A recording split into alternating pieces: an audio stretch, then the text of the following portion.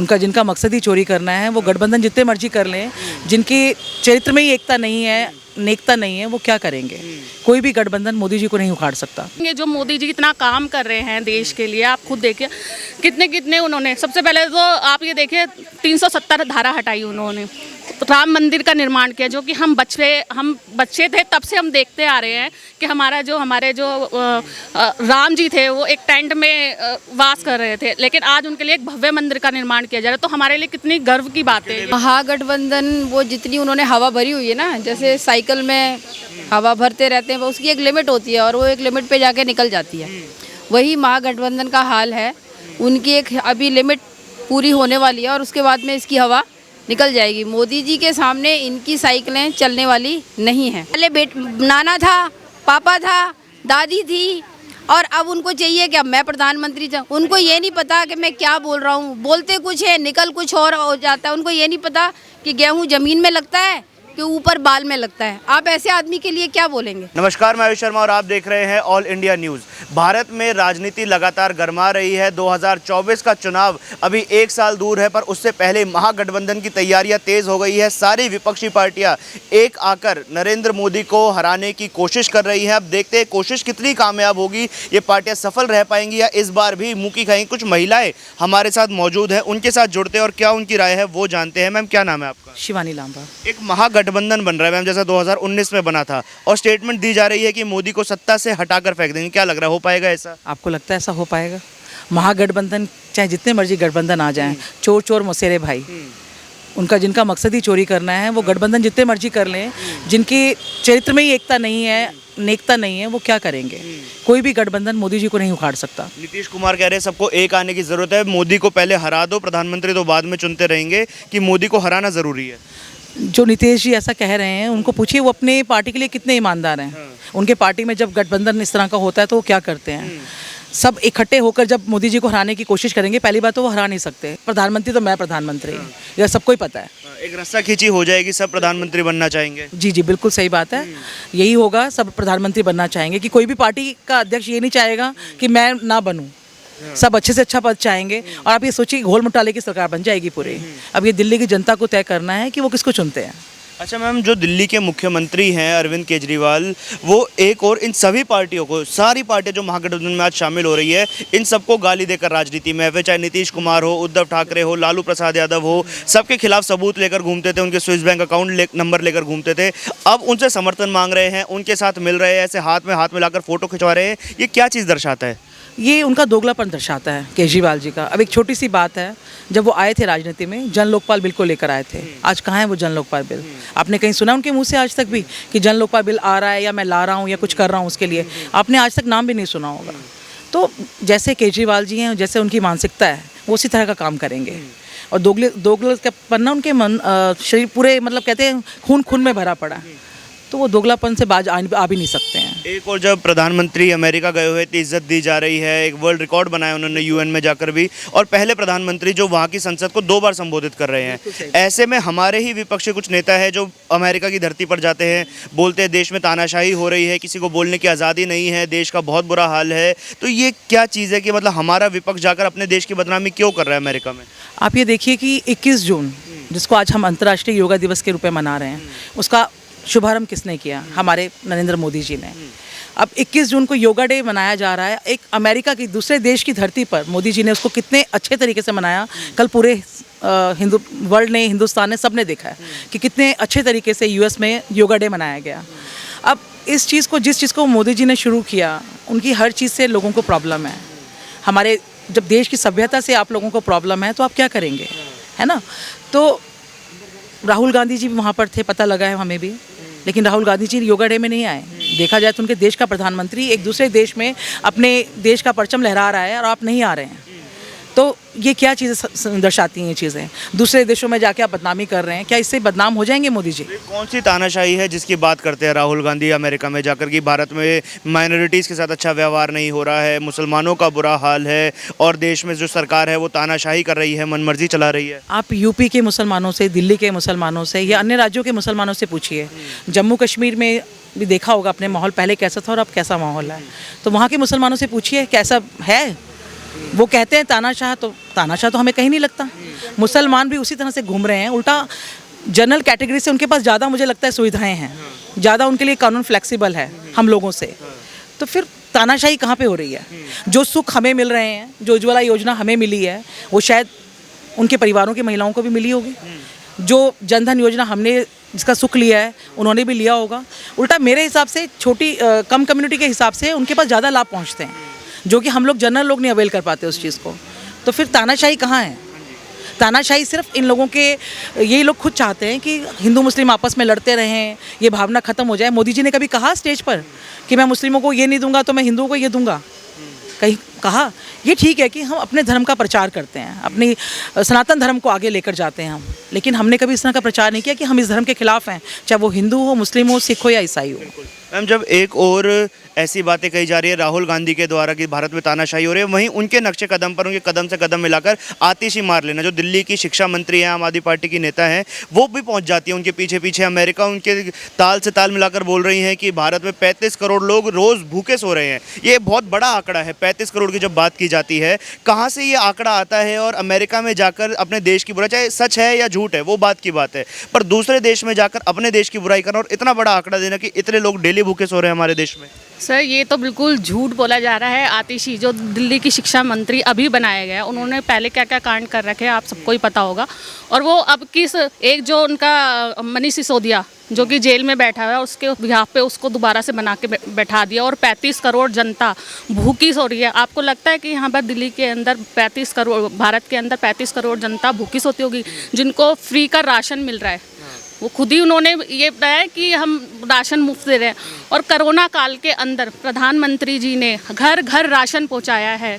हर एक घर में हम लोग भी थे उस मिशन के अंदर जिन्होंने घर घर में राशन पहुंचाया है, और एक भी ऐसा बंदा नहीं था जो भूखा सोया हो। तो ये बिल्कुल झूठ है कि 35 करोड़ जनता जो कि भूखी सो रही है। ये तो अपने देश को बदनाम करने वाली बात है। उनको इस तरह की बातें दूसरे देश में जाकर नहीं करनी चाहिए, क्योंकि अपना आत्मसम्मान बेचकर तुम दूसरे देश में जाकर इंडिया की बुराई करते हो तो बहुत गलत बात है ना। आपने आत्मसम्मान की बात की, पर ये आत्मसम्मान की अपेक्षा किन से करे? एक और तो कांग्रेस का वो विरोध करके शीला दीक्षित को गाली देकर राजनीति में आए, अब उसी कांग्रेस के साथ गठबंधन करने जा रहे हैं, उसी के साथ समर्थन मांग रहे हैं। ये दोहरा चरित्र देखने को मिल रहा है। तो दोहरे तो वो पहले से ही हैं। एक बार बताओ, जब पहले तो सत्ता में आने के लिए उन्होंने भरपूर झूठ बोला कि हम ये करेंगे, हम ऐसा करेंगे, हम ऐसा करेंगे, लेकिन उन्होंने कोई भी अपनी किसी भी बात पे वो खरे नहीं उतरे। ठीक है, अब इन्होंने क्या किया है कि केजरीवाल और ये नीतीश जी और मायावती जी और ममता बनर्जी, इन सबों ने एक साथ गठबंधन कर लिया है कि हम मोदी जी को मोदी जी और अमित शाह जी को किसी ना किसी तरीके से हटाएंगे। ठीक है, और चाहे हमें लादेन को भी वोट देना पड़े, लेकिन हम अमित शाह और मोदी जी की जोड़ी को बिल्कुल ख़त्म करके रहेंगे।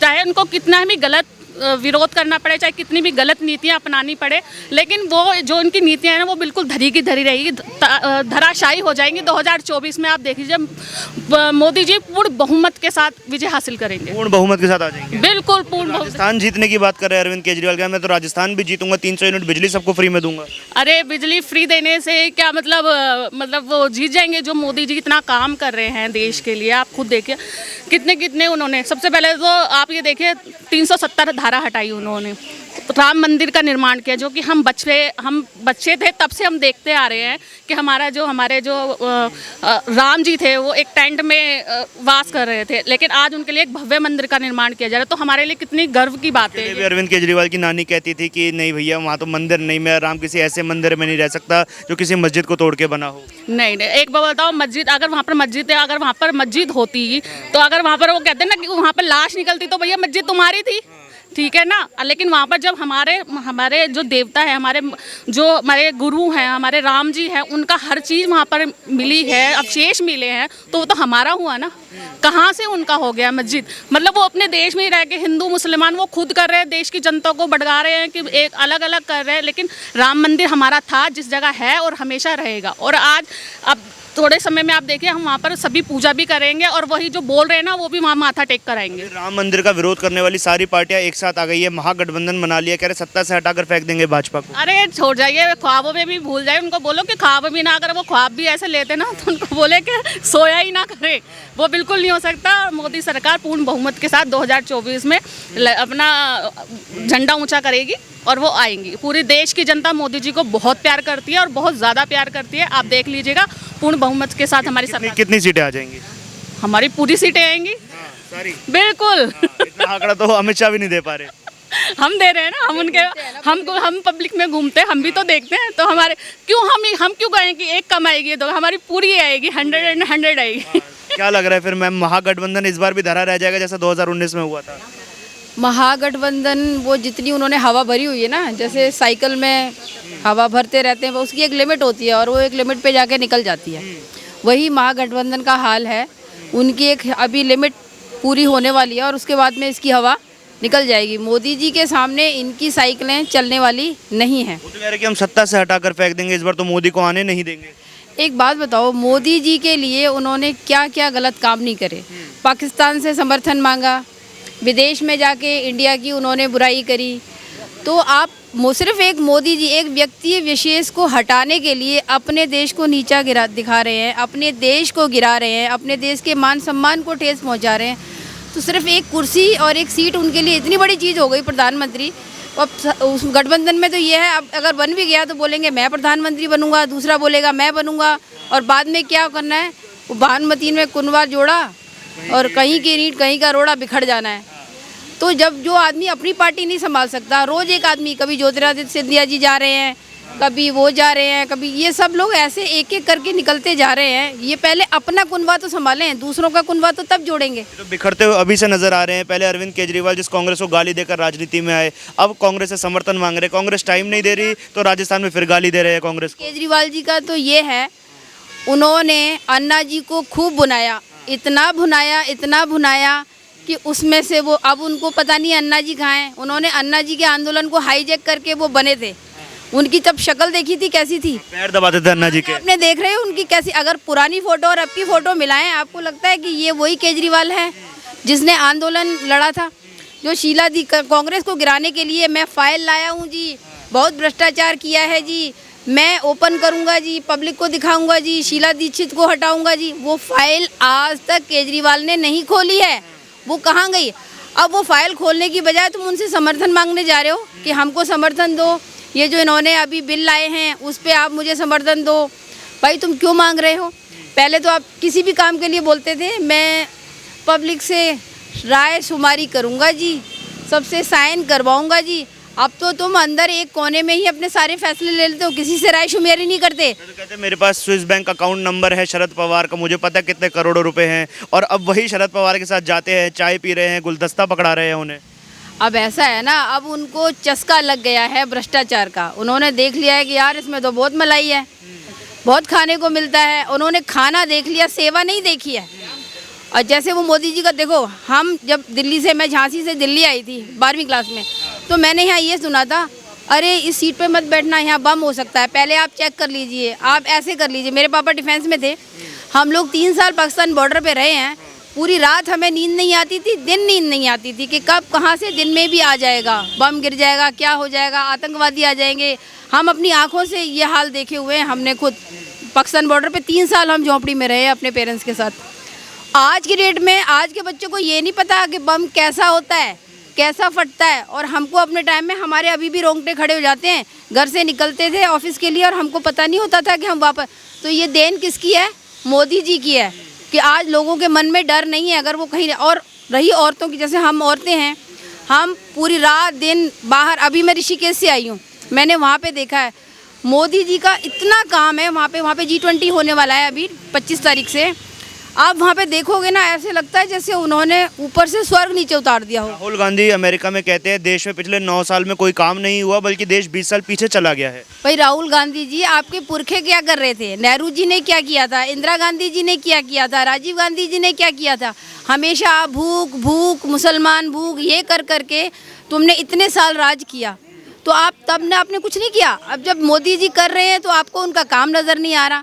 अरे आप करो, आप राष्ट्रभक्त बनो, देश के लिए लड़ो मरो, तो हम क्या तुम्हारा साथ नहीं देंगे? लेकिन नहीं, आपको तो सिर्फ कुर्सी चाहिए।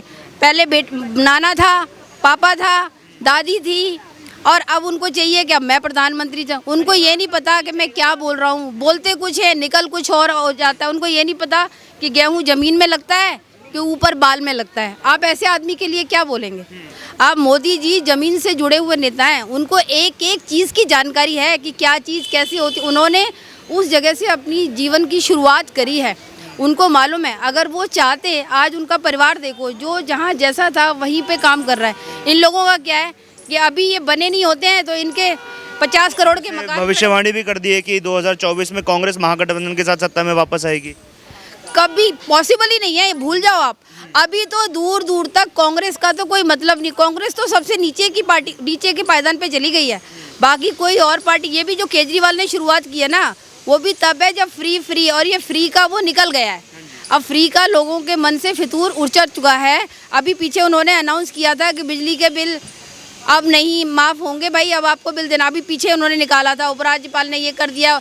नाम दूसरों के ले लेते हैं और काम उनके ये अपने होते हैं। तो लोगों को क्या पता नहीं लग रहा?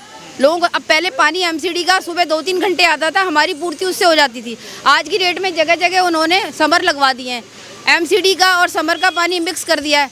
पब्लिक इतनी परेशान है कि सब बॉटल खरीद के पानी पी रही है आज की डेट में। पटेल नगर की बात बता रही हूँ मैं आपको।